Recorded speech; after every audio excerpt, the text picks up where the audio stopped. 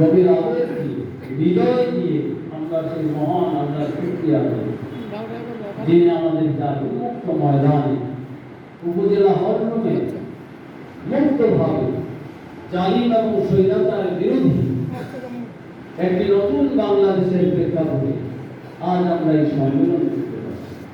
এই জন্য আমরা মহান মাহমুদের দরবারে, রবের দরবারে নতশিরে আসলে আমরা শুকরিয়া আদায় করি। আলহামদুলিল্লাহ, আলহামদুলিল্লাহ, আলহামদুলিল্লাহ।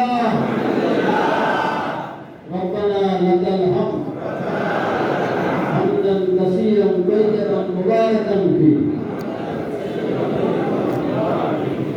অসংখ্য নিয়ামত আজ থেকে কিছুদিন আগেও আমরা কি কল্পনা করতে পেরেছি? এই জগৎটার পাথর, এই স্বৈরাচার, এই জালিমের হাত থেকে এই দেশ নিষ্কৃতি পাবে আমরা কল্পনাও করতে পারি।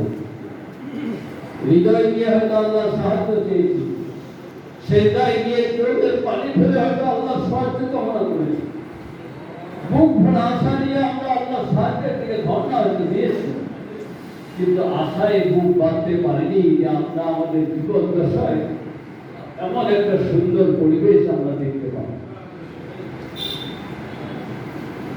ফেরাউন নমরুদের মতো প্রতাপটা চেপে বসেছে এই বাংলাদেশে, বন্ধ করে মানুষের কাছে ভোট চেয়েছে, হাতের তসবি পরে মানুষের কাছে ভোট চেয়েছে, মদিনার শহর দিয়ে রাষ্ট্র পরিচালনার কথা বলেছে, ওই কওমি জননী হিসেবে খেতাব নিয়ে আলেম ওলামাদের অনেক বড় জননী সেজেছে, ঠিক কিনা? কিন্তু তার হৃদয় ছিল নমরুদ ফেরাউনদের চেয়েও জঘন্য কোন অন্তঃশাসনকারী মানুষকে রক্ত ভুলিয়া ফেলেছে এই বাংলাদেশে। আমরা ছোটবেলায় গল্প শুনেছি যে জন্তু জানোয়াররা, হিংস্ররা মানুষের রক্তের স্বাদ না পেলে নাকি শান্ত হতো। বিশ্বাস করুন, বাংলাদেশে মানুষের পেটাত্তা হিসাবে ওই জগতের পাথর যিনি মানুষ রূপে জানোয়ার হিসাবে বাংলাদেশের মানুষের রক্ত চুষে চুষে তিনি রাজনীতি করেছেন। তিনি বলেছেন, আমি কিছুই চাই না, আমার মা বাবাকে হারিয়ে ফেলেছি, আমি দেশের জন্য, মানুষের জন্য, মানুষকে জড়িয়ে ধরে নাটকের কান্না কেঁদেছেন। এই কান্না তার আসল কান্না নয়, এই কান্না হলো নাটকের কান্নার মতো মানুষকে ধোঁকা দেওয়ার কান্না।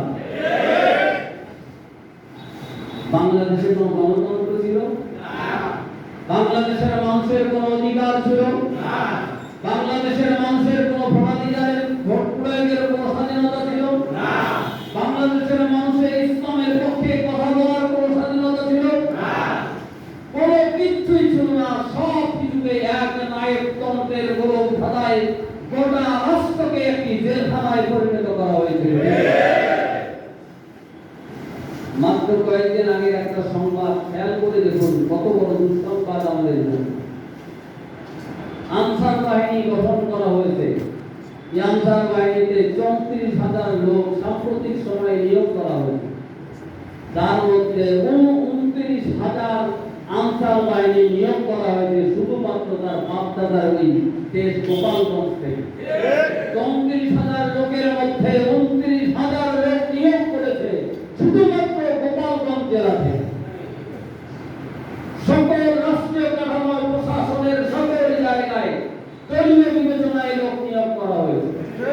এ টু জেড পর্যন্ত সকল জায়গায় তার নিজস্ব দলীয় এবং আত্মীয় স্বজনের মধ্যে আর বিশ্বস্ত কিছু হিন্দুদেরকে আসন বসিয়ে তারা গোটা বাংলাদেশকে এক নায়কতন্ত্রের চূড়ান্ত একটি রূপায়ণ তারা করেছে। সেনাবাহিনী, পুলিশ বাহিনী, প্রশাসন সকল ক্ষেত্রে নিজস্ব